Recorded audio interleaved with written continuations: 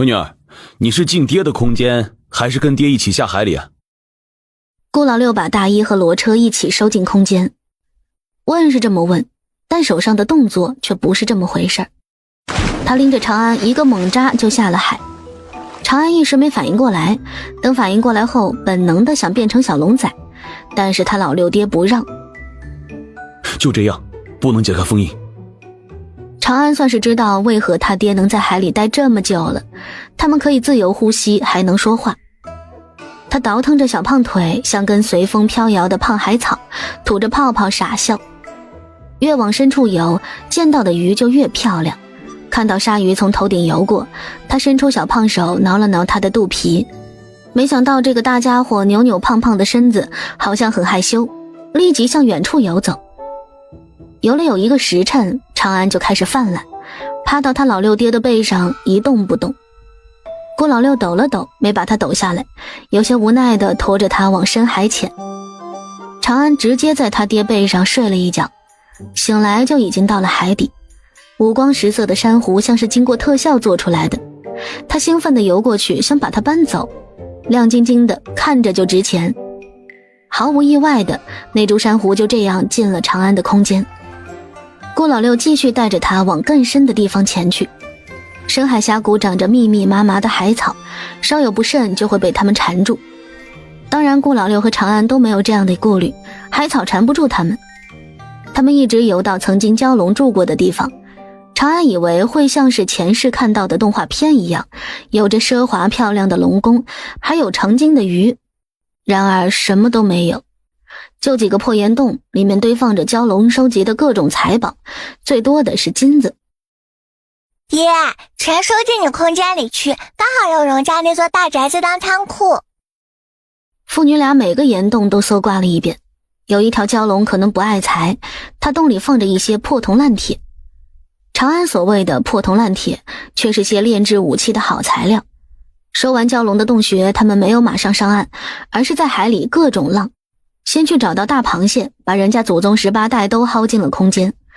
那些小虾就不要了，父女俩专找大龙虾，只要遇见的不管大小，全部收进空间。然后就是采摘海带，顾老六专门在这间里开辟出了一小片海域，灌满海水，然后就开始往里面装岩石移植海带。他觉得既然是海，那就不能少了别的生物，又往空间里收许多海鱼、鲨鱼和鲸鱼，也收了几对进去。爹，去对面的岛上。长安想到既然有海了，那就种些椰子树吧，应应景。不仅他老六爹的空间开阔了海域，他自己的也开发出了一片。要是哪天他和老六爹分开了，他也不至于啥物资都没有。你是觉得我们离那个岛更近，不想再游回去了吧？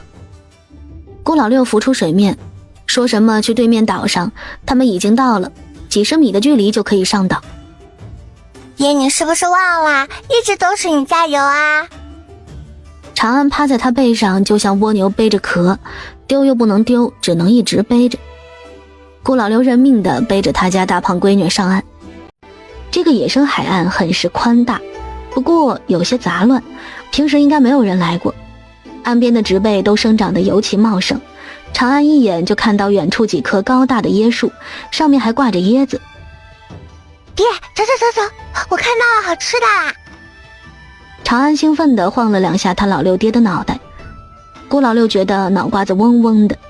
为了保住脑瓜子，他把大胖闺女儿拎在了手里，像拎一只大胖橘一样。长安的四肢在空中晃悠。爹，拎稳喽，不然找你爹打你。他打不过我。顾老六惊喜地发现，他的修为比他爹高，啃老更容易了。爹，看到那些大树没？上面结的大果是椰子，里面的果汁很好喝，它还可以炖鸡。顾老六给了长安一个了解的眼神，然后就放下他，开始收椰树进空间。爹，你别全放在你空间里，跟我空间也放几颗。长安迈着小短腿跟在他身后。种爹的空间里就好了，你那里种不种都一样。那可不一样，我是要去旅遍万界的，难道还要带上老父亲？哎，带上老父亲不是你应该做的吗？你可是要给我养老送终的。我去旅游，跟你养老送终有什么关系？再说也送不走啊。顾老六打定了主意，是要啃老啃小的，闺女去哪里他就跟着去哪里。反正我不管，你要是不带上我，你哪里也不能去。放心，你和你爷爷加起来都打不过我。那你可真的好棒棒哦。他能怎么办？只能待着喽。一共12棵椰树，顾老六还是给了2棵给长安，主要是预防哪天他出意外，还是给他闺女留点家底吧。长安当场徒手开椰子，看得老父亲眼疼。别人家的闺女儿娇俏柔弱，他家闺女儿能胸口碎大石。爷，找个平整的地方，我们就在这里安家吧，应该没人来打扰我们。顾老六环顾四周，觉得这个地方确实不错，就把大衣他们放了出来。大一，你们往外走一点，先清理出一空地来放房子，要看好位置，不然涨潮会淹掉。爷，我们那房子还缺一面墙。等放到外面来再补上嘛。父女俩坐在原地喝椰汁吃零食，长安把高一他们仨也一并放了出来，7个人干活的速度还是很快的。他突然想到，爷，为什么你不直接用神力把那些草变没？顾老六身体僵了一下，他能说他忘记这回事儿了吗？但不能承认。闺女儿，不要什么事都想着用神力解决，这个世界真的很脆弱，一不小心就坏了。那不一样啊，我是在打坏人，是在天道允许的范围内。天道想，什么锅都往我头上扔，渣男。长安看了他好一会儿，发现没什么问题，就当他说的是真的了。大一他们7个半个时辰就平整出了一块空地，放下那个带院子的小房子，绰绰有余。顾老六从空间里把房子搬出来，因为没有挖地基，房子高出一大截。看到这丑样子，顾老六只能动用神力把房子的地基放入地下。放好房子就是把那面缺了的墙补上，然后再清理房屋周围的杂草丛。这里不用担心没有沙石，多大块的石头都有，只要你能搬得动。房屋周围都铺上了石块，看上去更加干净整洁。去沙滩的路，大一挖了台阶，也铺上了石板。石板是经过大一加工过的，很平滑。长安想着7个傀儡其实也没有必要一直待在空间里，他们也可以体验普通人的生活。空间里不是每天都有活干，不如就让他们在外面住着好了。等空间里的装甲收获期到了，再把他们全收回空间。大一，你们也在外面建几间房子吧，都在外面生活一段时间。长安说完，明显感觉到了他们很开心。他们是高级傀儡，除了忠诚契约者有契约会受到控制外，他们也有作为人的思想。其实他们也向往外面的生活。长安的空间里还有很多瓦片，但是砖头却不多，应该不够盖7间房。大一让长安不用拿砖出来，有瓦片就够了。小主人，这里气候很不错，盖木屋住着也舒服。那好吧，缺什么你们跟我说。要建7间木屋，一时半会儿也完不成。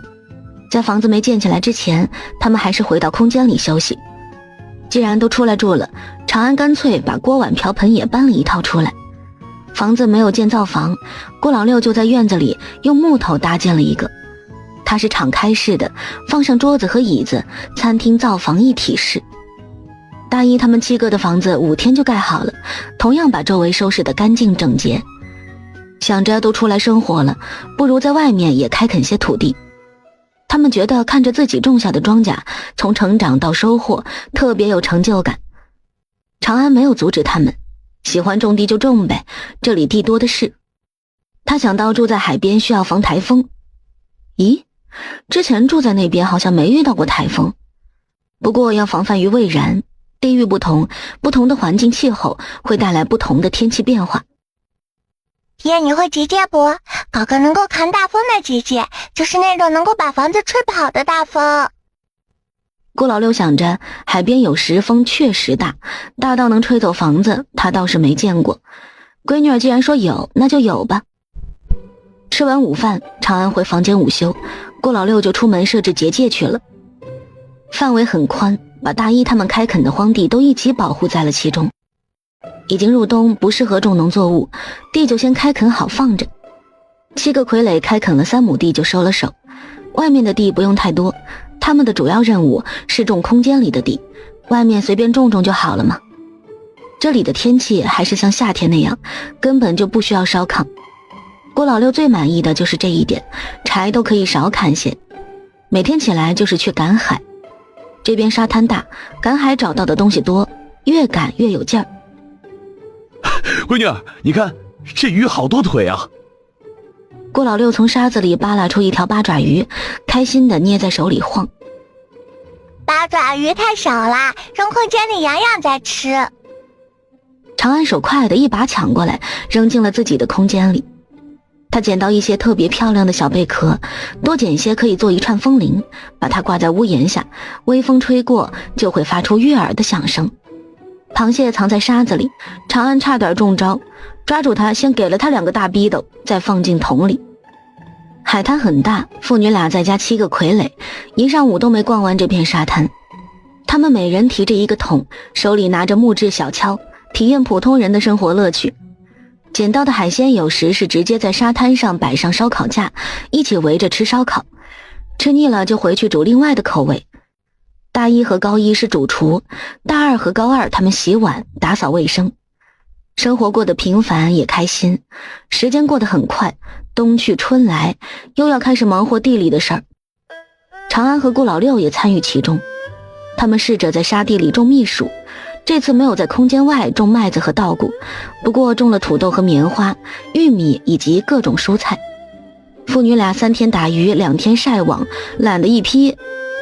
有的人是一闲下就越闲越懒，有的人是闲下来就要搞事情，就像长安和他的老六爹。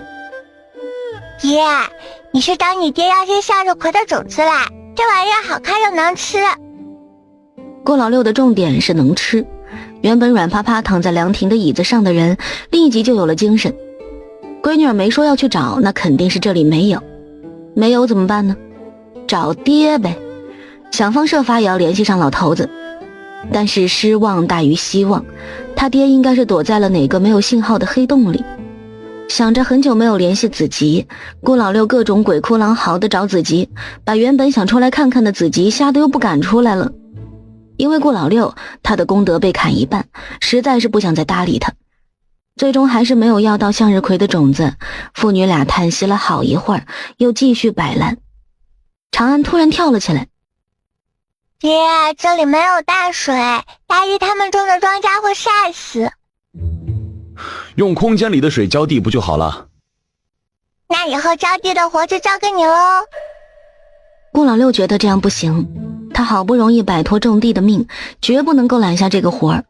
于是大一他们4个有了自由进出空间的权限，还可以从空间里挑水出来浇庄稼。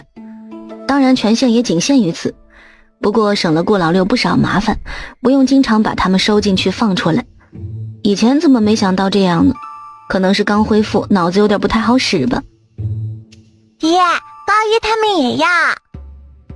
经常收进去放出来的确实有些麻烦。顾老六跑进长安的空间捣鼓了一会儿，高一他们仨也能自由出入长安的空间了。他们7个真的很忙，不是在空间种地，就是在外面种地，好像种不腻似的。有点空闲就去附近的山里逛，被他们找到了芒果树，都不用交代，他们自己就移植进了空间。见在山里还能找到果树，他们只要没事儿就结伴进山。当然不是每次都能找到，他们找到最多的是椰子树。长安空间里原本只有2株野葡萄，后来被高一他们仨种出了个葡萄园儿。因为浇了灵泉水的缘故，结出的果子特别大个儿，清甜多汁。自从他的这空间与半生空间合并之后，这空间里的任何食物不管放多久都可以保持新鲜状态。高一他们还在空间扩建了好几间仓库，其中一间就是放葡萄的。长安决定拿一部分酿葡萄酒，其余的都晒成葡萄干。这次他们没有在空间晒，而是拿出来在外面晒。顾老六专门做了5个晒葡萄干的架子，葡萄一串串的挂到架子上，形成了5扇葡萄墙，这正好方便了顾老六吃，有事儿没事儿摘一把。本来能晒100斤的葡萄干，说不定等晒干后只剩30-40斤。他对酒兴趣不大，还让长安不要酿酒，全晒葡萄干就好了。长安没有听他的建议，还是和大一、高一他们一起酿葡萄酒。长安也是第一次酿葡萄酒，至于能不能喝，全看他老六爹的命硬不硬了。他自己是不喝的。长安看着空了的葡萄干晾晒架子，葡萄没了，留下的全是葡萄梗，还怪整齐的呢。他爹5天干掉一架子葡萄，怪不得这几天没有经常跑空间里找吃的。他老六爹5天吃完200多斤葡萄。爹，你是怎么吃下去的？就不怕得糖尿病？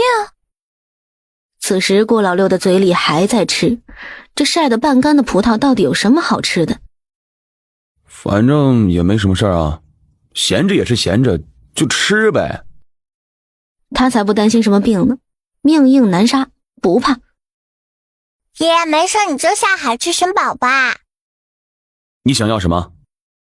说的像是他想要什么他就有似的。长安想了想，好像也没什么想要的。不过前世他好像经常在小说上看到海洋之心，要不就让他去找这个，总比天天躺在那儿吃要好。爹，听说海里有海洋之心，我想看看它是个什么样子的。海洋之心？顾老六有些疑惑，一块石头有什么好看的？既然他闺女想要，那就去找来呗。不过不知道这个位面有没有这玩意儿。顾老六懒洋洋地站起来，像星期一靠毅力爬起来上班的小可爱。他7歪8扭地走到海岸上。长安看到这戏精，一副我不想活了的表情，然后悲伤地跳海自尽。长安扭头就回了家，像极了见死不救的渣男。大一他们在院子外的空地干活，都在往全能的方向发展。因为他们发现80里外有个小镇，那里住着岛上的原住民，然后就发现了商机。他们研究出了如何烧制陶碗，准备做好拿到镇上去卖。郭老六是没事就吃，反正闲着也是闲着。大一他们没事就捣鼓东西，闲来无事赚点银子打发时间。长安建议他们，要不你们看看能不能把砖给烧制出来？这陶碗都会烧制了，砖窑应该也能做出来吧？我们试试。大一想着砖应该会比陶碗更好卖，不过可以双向发展。太阳很晒，长安没有参与，他回了院子里，霸占了他老六爹的位置，抱着西瓜吃。郭老六在海底到处寻找，别说海洋之心了，一块会发光的石头他都没找着，倒是让他又收了不少鱼进空间里。他一直往更深更远的地方游去，他也没指望能找到什么宝物，就是看看能不能找到点与众不同的东西。第一天顾老六没回来，长安没怎么担心，他爹淹不死，也没啥物种能打得过他。第二天顾老六还是没回来，长安开始有些担心，但是看到正常的天气又安心了不少，说明没遇到需要动用实力的东西。直到第7天他依然没有回来，长安就想下海里去找他了。大一放下手中的活儿，要跟着长安一起去，不太放心让他一个人出海。他能进顾老六的空间，但是距离不能超过500米，不然就进不去。现在他是完全感应不到空间的位置，都不知道顾老六跑哪里去了。长安带了大一和高一一起下海里找他老六爹，大二他们5个留在家里看家。大一和高一没有水下自由行的技能，长安把他们都收进了空间里。他跳进海里，像条小胖鱼在水里扑腾。不知道顾老六在哪个方向，长安就到处找。在海里，大一和高一也分辨不出方向，不过有可能是血脉牵引。长安正好是顺着顾老六所在的那个方向寻找。顾老六不知道他闺女下海里来找他了，还在吭哧吭哧地往前游。游了很久，然后看到了海岸，爬上去一看，傻眼了。他来到了一个不认识的地方，神石放出去，这是一座空岛，没有人类生活的痕迹。但是他找到了很多果树，不知道树上的果子能不能吃。不管能不能吃，尝一口就知道了。见到果树就把闺女儿抛之脑后了。长安游累了就会找一处岩石躺下休息，休息好了就起来继续游。海底没白天黑夜，也不知道过了多长时间。他正跟顾老六在同一个地方上岸，放出神石，然后就发现了他老六爹像只猴一样拉着藤到处荡悠，他的手里还拿着吃到一半的果子，玩得还挺开心的。他这会儿才想到之前在家里为什么没有放神石出来，要不怎么说是父女呢？都是神经大条的，堪比东非大裂谷。长安刚来到岛上，顾老六就知道了，他立即放开藤蔓，飞快地窜下山。刚把大衣和高衣放出来的长安，正好看到他爹和银狼向他飞奔而来，就像那没拴绳子的二哈似的。他默默地往旁边挪了挪，然后就眼睁睁看着一人一狼扑了个空。顾老六呸呸吐着嘴里的沙子，爬起来闪身进了空间，小半刻钟后才见他换了衣服出来。他手里还拿着杨桃和番石榴。闺女，我试过了，能吃，没有毒。顾老六把水果放到长安手里，然后发现他的手太小，一个番石榴抱着都嫌大。那小个儿的他自己吃好了，也不管大衣和高衣吃不吃，大方地分了2个番石榴给他们。长安把番石榴收进空间里，太大个儿不好咬，等会儿再吃。耶，你是在这里找到水果才不回去的？要吃的就不要闺女喽。怎么可能？肯定是闺女儿最重要。我是想多带些水果回去给你吃。还有什么水果？他刚才放出神石，好像看到了菠萝。那还有很多，不过那种有壳的我就没吃，还不知道能不能吃。我们去看看。银狼跑在前面，带他们去看有壳的果子，就是长安用神石看到的菠萝。耶，这个能吃，不过吃的时候要削皮去骨头，然后再用盐水浸泡过后才能吃，吃起来有些麻烦，但是还挺好吃的。顾老六听到能吃，麻利地把菠萝移进空间里。麻不麻烦先不管，重要的是能吃。他们又找到几棵芭蕉树，一棵菠萝蜜的树，不管见没见过，先薅进空间里，能吃的留着，不能吃的当柴烧。他们不仅薅果树，连那种直溜粗壮的大树都没放过，还找到些珍贵木材，有黄花梨、紫檀、酸枝木，只要是看见了就都移植进了空间。半个月的时间就在挖各种有用的树木中一晃而过。岛上也有很多有毒的小可爱，不过伤不到他们，但是被打扰得很烦。岛屿很大，半个月都没逛完，他们也没想要把这座岛薅光，不能把人家薅绝种了不是。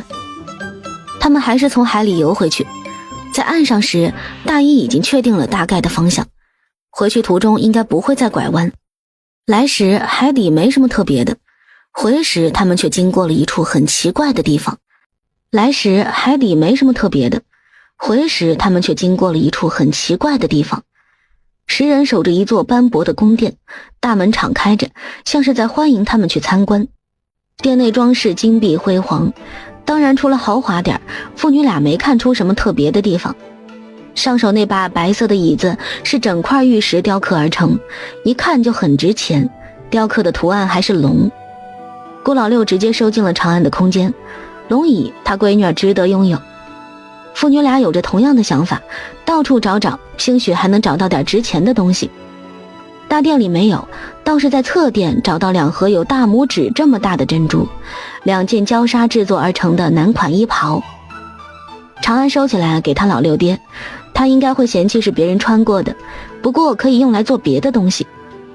侧殿就收获了这2样东西，一直往深处走，还有好几间宫殿。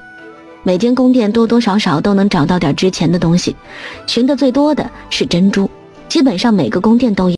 走出宫殿群，外面是一个巨大的广场，中央有一个祭台，上面悬浮着一颗散发着柔光的珠子。顾老六走上祭台，破开结界，取走了那颗珠子。耶，这是龙珠吗？先放在空间里酝养着，等回到神界就还给青龙族。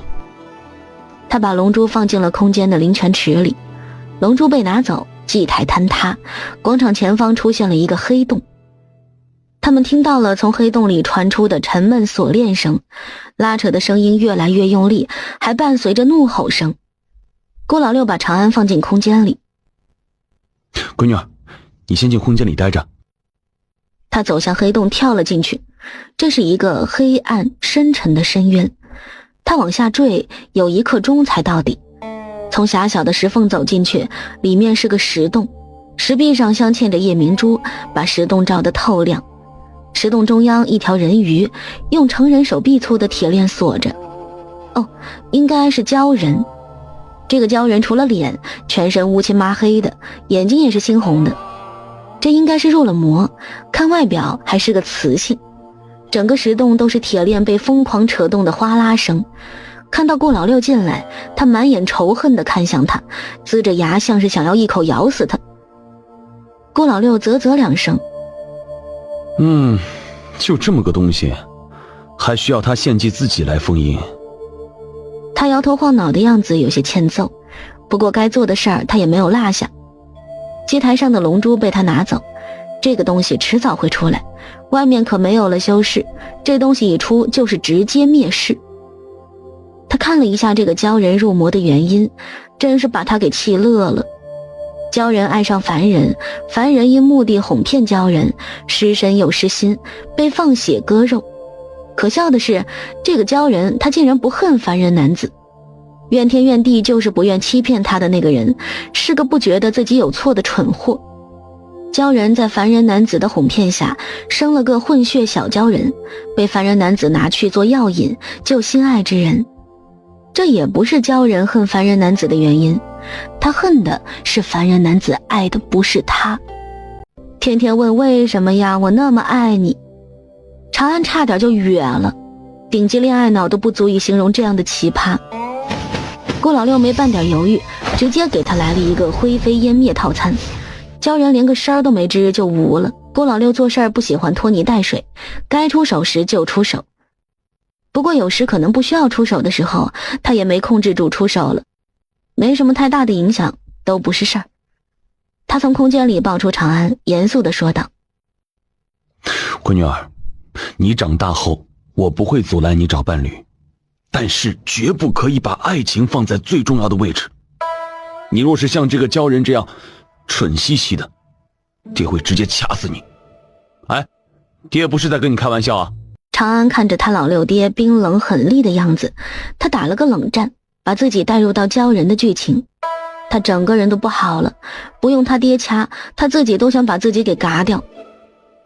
别放心，肯定是不会的。顾老六瞬间又恢复他那不靠谱的样子，笑眯眯地蹭蹭长安的小胖脸，把他放回空间。他找到洞穴的另一个出，用了2刻才走出去。从海底洞穴走出来就离开了宫殿范围。等他们回到岛上，大二他们都已经收了1茬土豆了，葡萄干早已晒干，搬进了屋里。长安用收纳箱把它们装好，放进空间。大二他们的陶碗卖得不错，挣了些银钱，他们要上交给长安。他本来是想拒绝的，没受住银子的诱惑，还是收走了一半。混着沙子的土地种出了蜜薯，长安让大二他们下次去镇上的时候把蜜薯和土豆也带上，可以卖给当地人做2种，这2样东西产量还是不错的。上次晒的红薯干都还没吃完，长安看到这火辣辣的太阳，又想晒纯天然的红薯干。顾老六让长安不要晒。闺女儿，别折腾，要下雨。长安有些遗憾地啃了口生红薯，脆脆甜甜的，很好吃，就是吃完好像有点饿。他们空间里现在不缺水果，那些肉干类的零食都很少吃了。父女俩坐在门口的台阶上，炫完红薯炫荔枝，然后又是香蕉和芒果。大一他们7个在地里忙活，他们一副岁月静好的样子，如果头顶上没那么大片乌云的话会更好。晚上海风很大，可以说是狂风，不过没有暴雨。房子被保护在结界中，没有受到影响。结界外不怎么粗壮的树，有的被吹断了。他们住在结界里，该吃吃，该喝喝。后半夜时下起了大暴雨，风力更大，树木都被连根拔起。听到声音，长安从床上爬起来，有些担忧地跑去问他爹：爷，刮台风了，我们的房子会不会被水淹掉？不会，有结界。吃完晚饭后，他又给房子加了层结界，能挡住突如其来的潮水。顾老六拎着长安进了空间。你要是不放心，我们今天就住在空间里。空间里的庄稼也可以收获了，大一他们正在空间干活呢。外面大半夜的，空间里却像白天一样，长安也没有了睡意，跑去地里帮忙收庄稼。收得稻谷脱水后，直接收进了他自己的空间，让高一他们去加工成大米。高一，我想要吃米糕。长安看着新收的谷子，马上就想到了新鲜的米糕。好，小主人，您先去玩会儿，高一等会儿就给您做。长安躺在桃花林的竹榻上，抖着小胖腿等吃的。风刮了3天，父女俩这2天都待在空间里，有时会帮大一他们种种地。实在无聊了，父女俩就打架玩，每次输的都是长安。顾老六没有要让他闺女的想法，在家里他能让，出去谁会让他呀？他就是要让长安知道他实力很弱，必须好好修炼。他不在他身边的时候，他自己也能独当一面。他确实有很长的寿命，可以一直保护他，但是寿命长不代表没意外。顾老六以为闺女这条小咸鱼要翻身了，小咸鱼确实是翻身了，他很欣慰，但是他翻身的目的是晒另一面。他每天都要监督长安修炼2个时辰，阵法给他布置好，亲自把他放到阵法里，他还得守在他旁边，而且不能转身。他一转身，长安就原地躺平了。这也让顾老六严重意识到了他闺女有多懒，真是操碎了老父亲的心呢。长安完成2个时辰的修炼打卡，就从阵法里手脚并用地爬出来，然后直奔荔枝林。荔枝和桂圆正好成熟，大一他们正在摘桂圆，这个晒成干可以搭配不同的材料泡水喝。父女俩蹲在一棵荔枝树上，边摘边吃。嚯，闺女儿，这水果还挺好吃的。长安吐了颗荔枝核，又剥了一颗塞进嘴里，说话的声音有些含糊不清。别吃太多，会上火。顾老六低头看看一地的果皮，默默地又摘了一串，多吃点降降火，以毒攻毒。在成熟的水果摘完放入仓库，他们才从空间里出来。在空间里待了4天，出来时外面艳阳高照。大一也学了长安那样，为了不浪费太阳，他们把桂圆从空间里搬出来晒。台风过后去赶海肯定比平时收获大。晒好桂圆，他们就去了赶海。他们在海边挖挖捡捡，长安在沙滩上遇见了一只翻肚皮的乌龟，有长安这么大个，看他4脚朝天在那儿蹬，长安上前帮他翻了个身。大乌龟蹭蹭长安以示感谢，他慢腾腾地爬进海里，往深海里游去。顾老六跑过来，看到消失在水面上的大乌龟，有些遗憾地道：闺女儿，我们应该把它捡回去炖了。太老了，费牙。长安的小铲子在沙子里戳了几下，一下失手，差点给他老六爹的大脚丫子来一铲铲。闺女儿，你小心啊，不然你就有个跛脚的爹。顾老六吓得跳起来，立即离长安3米远。长安抬起小胖脚丫子动了动，还向他爹展示了一下。没事，我是好的助手哦。顾老六不想搭理这个不孝女，转身继续寻找海鲜。不过他也没有走远，一直与长安保持着3米远的距离，主要是怕被误伤。浅水区的石堆里搁浅着好几只大螃蟹，长安看了眼路线，其实几只螃蟹是可以绕过乱石回到海里，但它们就是一直在石头堆里转圈圈。这是方向感不好吗？他们这次还捡到了以前从未捡到过的花蛤。顾老六捏着贝壳状的花蛤，不是很难理解，这东西他竟然也能吃。爹，别看了，快点捡！父女俩在这片乱石堆里倒是捡到不少东西。大一他们7个都分散开了，收获也不错。高二在接近山脚下的位置，他正趴在一块大岩石上扒拉水里的石头。突然有个人挡住了他的光线，吃到陌生的气息，他淡定地把手里的虾放进桶里，随后才起身看向来人。是一位20出头的青年男子。高二在打量那人时，他也在审视高二。小兄弟，多有打扰，请见谅。请问小兄弟，这是何处？我的商船2日前被海浪击沉，流落此地。我也不知道这是哪里。我们是刚来这岛上的居民，离岛80里地有个小镇，要不你去那里问问。高二说完就提着自己的小桶子撒丫子跑了，把青年看得愣在原地。大三见他撒丫子狂奔过来，大为不解。你跑什么？怕他抢我的海鲜。高二抬手指了一下还站在岩石那边的人，大三顺着他的手看去，不认识。他默默提起桶，跟着高二一起离开。7个傀儡向父女俩靠拢，顾老六的嘴角抽搐，有没有可能人家就只是问个路呢？就算要抢，你们是怕打不过还是怎么的？高二摇摇头，不是怕打不过，是拿捏不好力度，怕一下就拍没了。已经快晌午，他们也捡得差不多了，每个人的桶里都有小半桶。出来赶海的时候就计划好了，午饭在沙滩开火现煮海鲜，淡水调料和锅碗瓢盆以及柴火都早已准备好。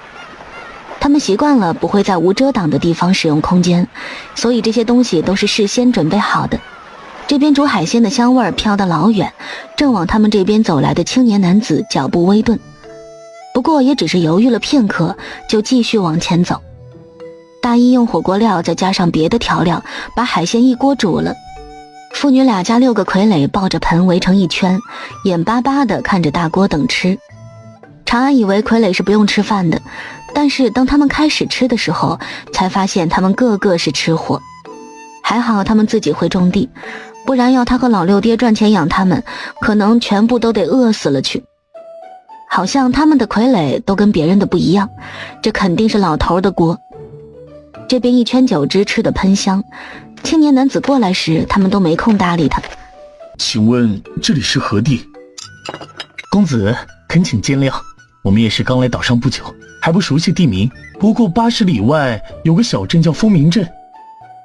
这时顾老六突然扬声喊他：大一，让这位公子过来一起吃。公子，我家公子邀请您一起用膳，还请公子赏光。青年男子想拒绝，但他的肚子发出了抗议声，他就没有矫情，跟着大一一起过去了。爷，你的粮食什么时候捡回来了？他凑近长安，悄声说道：这人身上金光闪闪，有好多功德，像这种大功德之人，帮他不亏。他还能分你一点不成？长安抬头看过去，惊得他手上的螃蟹都掉他老六爹碗里了。这金光差点闪瞎他的眼，好想抢劫他呀！怎么他没在别人身上看见过？顾老六用1个小虾换了长安的螃蟹，嗦了2口蟹脚，回答了他的疑惑。你以前修为尚浅，当然就看不到了。这是实世善人，自然是功德深厚。闺女儿，以后遇见这样的，可以小小的帮助一下，他不会讹我们，也不会背刺。帮助这样的人对我们的修为有益。他就说嘛，怎么他爹突然发善心了？原来是有利可图。大一和青年男子走近，父女俩就没有再聊。长安发现他的大螃蟹被他爹吃了，他悠悠地喊了声爷。这声音让顾老六想到了他在义庄唱童谣时的声音，怕是不怕，就是瘆得慌。他挪了挪离远了些，还不忘用公筷从锅里给他找了一只螃蟹，小是小了点，但也是螃蟹呀。公子，那位是我家公子，公子旁边的是我家大小姐。在下莫流云，是来自月亮岛的商人，前些时日在海上遇到了风暴，这才流落此处。哈哈哈哈，我姓顾，你跟大家一样称呼我顾老六就行了。大衣给莫流云装了一大盆海鲜，他有些茫然地接过，人生第一次用盆吃饭，可以称得上碗的只有长安手里的，他手小，拿大盆不好吃饭，就换成了小海碗。莫流云接过大盆，觉得这群人甚是有意思，主仆相处亲近，同席同膳，不见拘谨。主子更是没有半点架子，本该养在闺阁的千金，却被带到海边来风吹日晒。父女俩看上去都有些潦草，他还是第一次见到富贵人家如此赡养女儿的。这些人的厨艺相当好，这样一锅乱炖的海鲜也煮得非常美味，辛辣的味道非常上头，不过却是越辣越想吃。其实长安他们吃的真不算辣，火锅料是微辣的，不过对于半点辣椒都不沾的人，还是相当的有味道。吃完午饭，顾老六又叫大衣送莫流云去镇上，留他们家是不可能的。莫流云拿出缝在衣服里的一块玉佩，上面刻着一轮弯月和莫流云的姓氏，他双手递给顾老六。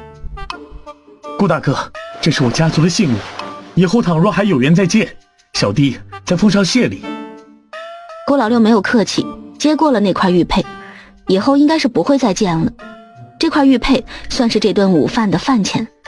大衣特意回了一趟家里，然后就赶了骡车出来。莫流云跟顾老六道了别，坐着大衣赶的骡车离开。他们离开后，大二带着另外5个一起去把被风吹倒的树劈成柴扛回家。顾老六又异想天开，他想造船出海，去看看还有多少岛屿。爹，你消停点吧。长安看他跃跃欲试的样子，连忙阻止他，他可不想再出海了。爹，你要是实在是闲得慌，就去种地。不去。他瘫在椅子上，临时不离手，一天到晚不是在吃，就是在吃的路上。哎，闺女儿，我们去看看这边的镇上是什么样子吧。你要走路去吗？大衣都还没有回来。不想。顾老六就像个在家憋久了想出去玩的小孩，但是吧他又懒。长安不管他，让他像只猴一样抓耳挠腮。日子就在长安闲鱼躺，顾老六整天上蹿下跳，大衣他们种地中悄然而过。他们在岛上生活了3年时间，大衣跟镇上的人混得很熟，他们烧制出了红砖，还在镇上找了家分销。大衣他们制砖，镇上的分销帮忙出售，分销赚中间的差价。他们也往空间里收集了许多东西，有吃的、穿的、用的，春困秋皮夏打盹。顾老六在凉亭里无精打采的吃着长安做的西瓜冰沙。突然他眸光微沉，然后就抱着碗进了空间。顾老六本来是想先吃碗冰沙，但太冰了，只好先放下。他布了个大阵法，做进阵法后元神出窍。这次出去后就没有解开封印，不用去缝缝补补，他懒得折腾，依旧是在云深处找到的天道，返回的天道之力补足了他的元气，虽然还是流失了一些，但是不影响他的精神面貌。老头，又有什么事儿啊？顾老六看着他两眼发光，像是在看一头很好好的羊。天道感觉背脊发凉，但这事儿他又只能找他。塞外的黄沙下出现了一座地下城，他们以神族后裔自居的，想从地下迁徙至地面上，以一颗长生不老药换姬国3座城池。哎，老头，别把这些有的没的，也不要给我拐弯抹角，我是不会去帮你的那个天选之子的，死心吧。没让你去帮他，天选之子不是非他不可，有能者居之。你是想让我去灭了那个什么神族后裔？什么神族后裔呀？不知道从哪儿捡来一本邪修功法，全族人躲在地下修炼，他们在地下住腻了，想搬上来住。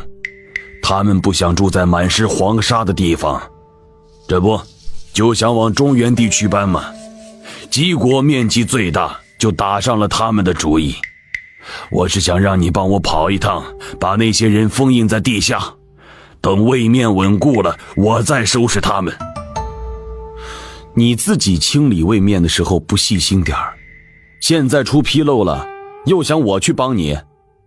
哈，你自己看着办吧。郭老六不想去，又远又麻烦。哎呀，我现在就是腾不出手来，我的大部分力量都用来镇压另一个邪祟去了。天道有些无奈，这是他的疏忽，包括现在被镇压着的那个也是。送又送不走，留又不能留，又嘎不掉他，生命力特别顽强，就算被雷劈死了，他还能复活。要不你帮我把那个邪祟处理了，我自己去处理那些人。哈，想都别想，你就自己慢慢跟他耗着吧。感动我闺女儿，本帝没干掉你就不错了。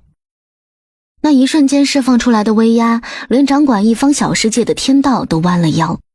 真是没有比他更冤的天道了，这是他闺女的劫，他是不能插手的，不然那小龙仔下一次历劫会更加困难。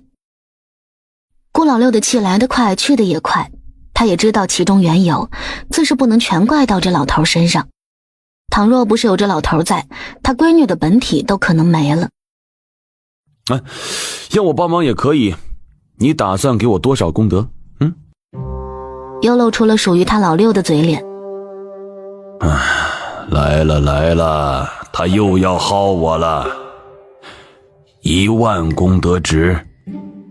就是去封印一下，费不了多大事儿。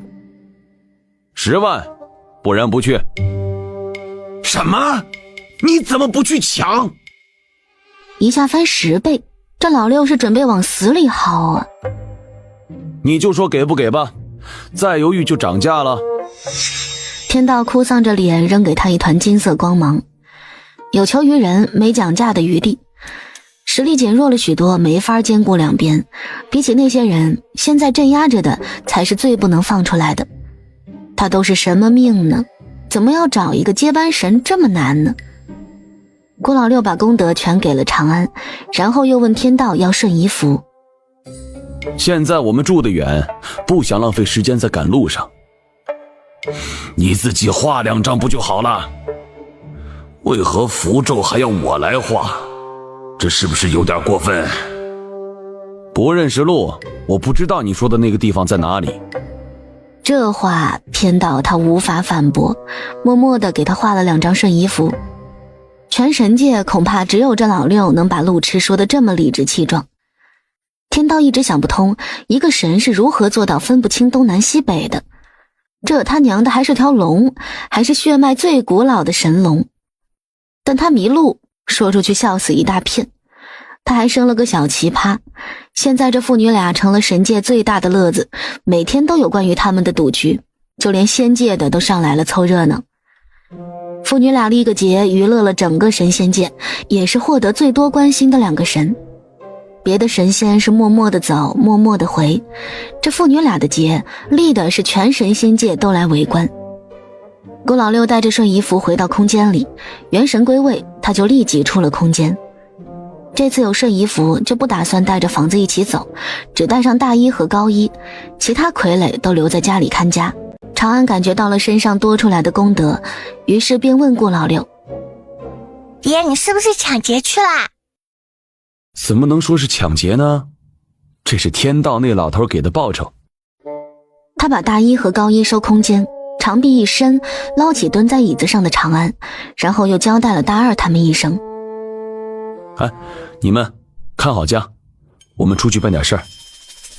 长安还没等来他老六爹的解释，人就在眨眼间到了荒无人烟的沙漠。爷呀，天道让你来这里干嘛？他们怎么好像成了临时工了？封印一些不该出现的人。大一，你查看一下，这黄沙下哪里有个地下城？要问顾老六为什么不自己找，他懒，能不自己干的活就不干。大一从空间里出来，他的神识只能放出1000米外，做不到覆盖整片沙漠。不过1000米也足够了，很快他就找到了那座地下城。主人，往西600米就是地下城。你直接给我说上下左右就行。郭老六实在是搞不懂，为何他们都喜欢说东西南北。往左走。大一也很无语，东西南北和上下左右有什么区别？风吹扬起满天沙尘，长安不想待在外面。爹，我要进空间。郭老六又在一阵大风吹过来前，迅速地把长安塞进了空间。难怪地下那些人想搬去中原，这要是搬上来住在这儿，不得被沙子埋了。他倒是好奇那些人是练的什么邪功。郭老六和大一顶着大风找到地下城的入口处，可能是地下城的人太放心了，密道竟然没有守卫。地下城不大，不过也有纵横4条街，人口密集，有可能是这里快住不下，他们才想往外搬。大一进了空间，郭老六给自己贴了张隐身符，来办事儿不能太招摇。地下城没有阳光，全靠灯火照明，街道与外面城镇的街道没什么区别。客栈、酒楼、胭脂粉铺、医馆、当铺、街边小摊，样样齐全。街上行人来来往往，他们的皮肤异常白皙，衬得他们的唇就特别的红。郭老六的神识散出去看了一下，觉得天道是不是搞错了？地下城的这些人也不是所有人都有修炼，有部分是没有资质的普通人。修炼的那部分人修的也不是邪功，是带领他们住到地下的那人另辟蹊径钻研出来的修炼功法，只适合小众人修炼。不得不说，那个钻研出功法的人是个天才，可惜已经离世。长生不老药是骗人的，就是颗大补丸子，可以调养身体，让凡人能多活几年。郭老六还在地下城看到几个功德浓厚之人，练邪功的人怎么可能会有功德？他把整个地下城的人查看了一遍，都是良善之辈。再说那修炼功法，人家完全是通过正规途径修炼的，还好他进来看了一下，不然天道那老头给的功德还不够他赔的。这活儿不能干，人家想搬出去过正常人的生活没什么不对。不过话又说回来，这些人有些是有修为的，肯定是与普通人不同。外面的诱惑也比地下城多，很难保证他们出去了不会因为各种原因做出伤害普通人的事。在空间里的长安看这座地下城，感觉这亭台楼阁有点玄幻，场景有些熟悉，但他想不起来在哪里见过。可能是前世他刷多了视频吧。爹，天道是不是眼瘸，连是不是邪修都分辨不出来？郭老六觉得可能还有别的原因，不然不可能不让这些人走出地下城。闺女儿，我们在这里观察一段时间。他想找找看，是不是有什么地方被他的神识漏掉了。他隐身行走在热闹的大街小巷，没有发现什么异常，又往偏僻的地方走。偏僻的地方就和外界的小村庄一样，他们在地下复原了外界的布局，唯一不同的是，他们种不了庄稼，他们的粮食应该是从外面买回来的。这里就算是有修为的人，他们也没有达到辟谷期，更何况是普通人，大量的从外面买粮食，怎么没有引起外界人的注意呢？长安想到了隐藏在光明下的黑暗。爹，我们不能看到多数人是好人，就忽略了那少部分的恶人。闺女儿说得对。郭老六又用神识锁定了那几个隐在暗处的人，他先看了那几个暗处的人家里的粮仓，这一看就让他发现了别的问题。他们的粮食是一种有毒的植物和一些少量米面。爹，那是木薯，能吃。他前世在同学家吃过，跟那种白红薯一样噎得慌。爹，木薯生长在南方，他们为什么会把木薯当粮食？不会是去南方的山里挖的吧？这就有点扯了，跑这么远搞粮食，早把等在家里的人饿死了去。不用他们自己出去挖，有人会给他们送上门。长安觉得那是个狠人，都把生意做到沙漠里来了。谁呢？还能有谁？江二家。这江家老爷子是个从商小天才，也是有点运气在身上的。虽然生了2个逆子，但不妨碍他的财运。只是他与这地下城的交易可不是为了银子，而是为了长生。姜老爷子给地下城送了有10年粮食，也得到了些所谓的强身健体的丹药，不过还没有拿到他心心念念的长生丹。查了几天，暗处的人终于有了动作。只见他们相约聚齐到了城外一个类似祠堂的地方，里面挂着些画像，供桌上放着香炉。他们移开香炉，供桌下打开一条隧道，从这里下去是一个装修古朴严肃的大殿。地下城里还有地宫，这些人真会玩。顾老六跟过去也下了地宫，入眼的就是7个穿得黢黑的人，他们围着一个大鼎盘腿而坐。父女俩满脸问号，有些没看懂他们在干嘛。你说炼丹吧，他也没火呀。爹，难道他们将用1年炼丹？鼎里什么都没有，炼空气吗？父女俩又看了好一会儿，都在怀疑这7人是不是快要睡着了的时候，他们终于是有了下一步的动作。只听其中一人有些迟疑地问他：你们想起来了吗？要不还是先回去找找丹方吧。另一人有些不太好意思，他什么也没想起来。能找到丹方，我们还需要坐这里想。哎，我想起2样药材，千年人参和鹿血。那人有些若有所思，父女俩更是满脸问号了。这什么神展开，坐在这里想丹方，搞得像是邪修一样。年纪大的有点担忧地说道：要尽快想起来丹方，把丹药炼出来，这样才有跟姬国皇帝交易的筹码。安河快要干了，没有水源，地下城的人都活不成。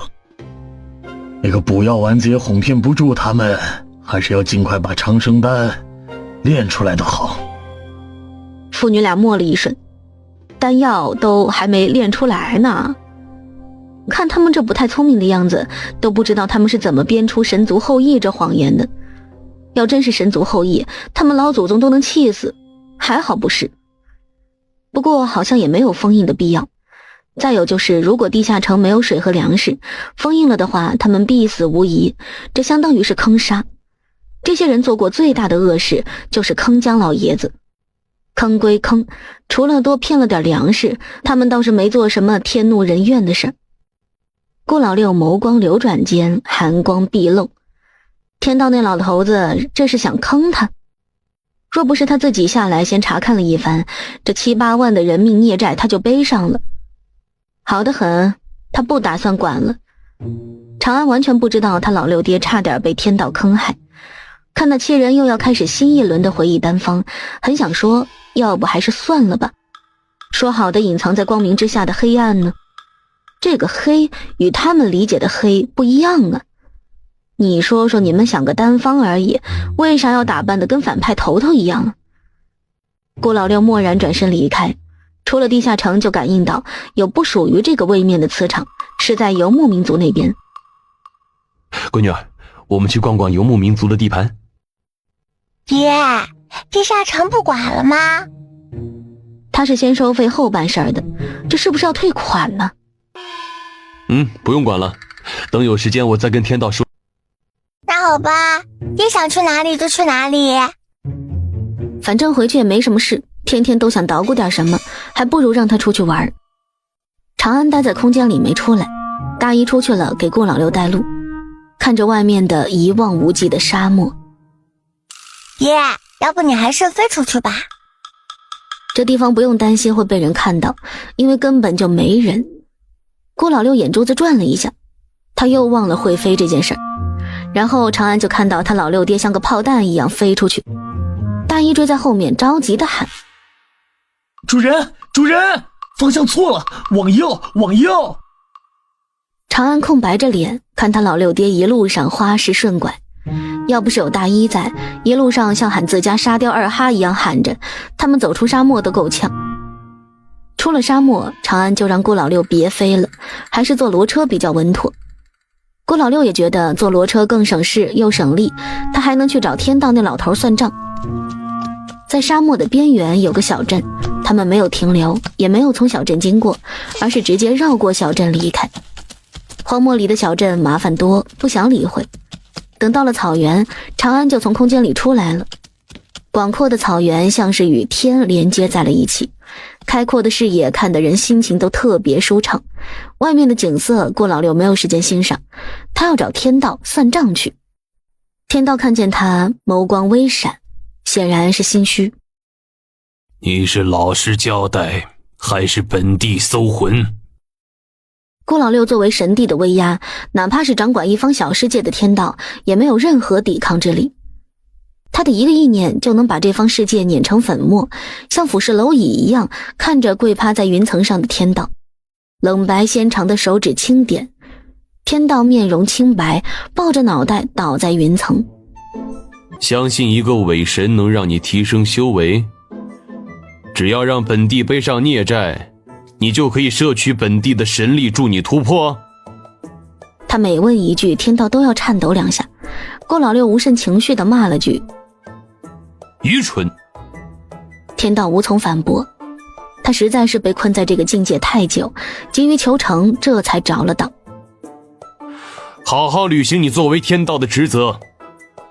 他已经破坏规则，没有再长修为的可能。新天道降临之时，老天道便会被规则毁灭，这就是破坏规则的代价。很可惜，难得的一个脑子清醒的天道，但是毁在了一念之差。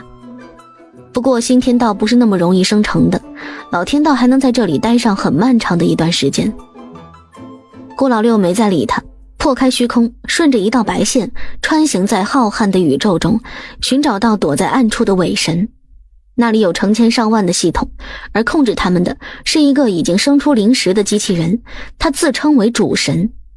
他让这些系统去各个位面获取能量作为他的养料。这种连傀儡都不如的东西竟敢亏欠他，简直是找死。当伪神遇见真神，他自是没有能力对抗。顾老六二话不说，衣袖轻挥就毁掉了整个大殿的系统。人恨意与恐惧交织，但他却连还手的能力都没有。顾老六没有给他放狠话的机会，直接从伪神的胸前掏出一块芯片。芯片离开他的身体，他的身上冒起一股浓烟，然后便起火自毁掉了。特意查看了一下有没有残留，没有发现问题，顾老六才放心离开，并把这个藏在黑洞的宫殿也给毁了。还在看美景的长安不知道，就这一会儿的时间，他家老六爹就干了件大事儿，他直接捣鼓了一个黑系统攻防。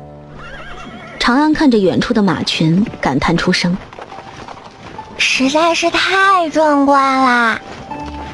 牧马的汉子策马奔腾，潇洒肆意，这是多少人梦寐以求的生活。不过在古代应该是没有人想来塞外生活的，主要是物资缺乏，居无定所。中原人更喜欢安定的生活。一辆骡车大摇大摆地出现在草原，在浩荡的马群中显得非常渺小。牧马人还是注意到了他们，太过特别，想不注意到都难。他策马上前，骡车上的一大一小明显是中原人的打扮。牧马人满眼警惕地看向他们。你们是谁？来草原干什么？大衣抱拳爽朗笑道：您好，我们在草原迷路了，没有走出去，误入您的马群，实在是对不住。他是故意的，但是不能告诉你，他家小主人想要买马。长安惊呆了，大衣全能啊，他会修弩语。听到大衣说迷路，牧马人有些怀疑，在草原上还能迷路。而后又想到草原太大，不是生活在草原上的人分不清方向也很正常。牧民给他们指了一个方向。一直往北走就能走出去。谢谢大哥，请问您的马卖吗？我们这骡子恐怕坚持不到走出草原。骡子配合得相当默契。大衣说完，他前腿膝盖就软了一下，差点把长安颠下去。还好大衣眼疾手快抱住了他。长安想扇骡子两下，就不能先提醒一下吗？牧民见这骡子确实有些病殃殃的，那也不是他答应卖马的理由。他们的马匹送到王庭是可以换粮食的，换成银子他们还得自己去找地方买粮，还是直接换成粮食的好。长安想到了匈奴缺乏物资，每年冬天都要去姬国边城抢，说不定人家要的不是银子，而是粮食。他悄声跟大衣说道：我们用粮食跟他换。大衣眼睛一亮，用粮食换比用银子买划算。大哥，我们用粮食跟您换马匹可以吗？听到可以用粮食换马匹，牧民也是眼睛放光。大衣见状，这是交易到点上了。可以的话，您给报个价。牧民并没有被暂时的惊喜冲昏头脑，他有些怀疑的看着大衣，然后又看了看骡车，不相信他没有粮食。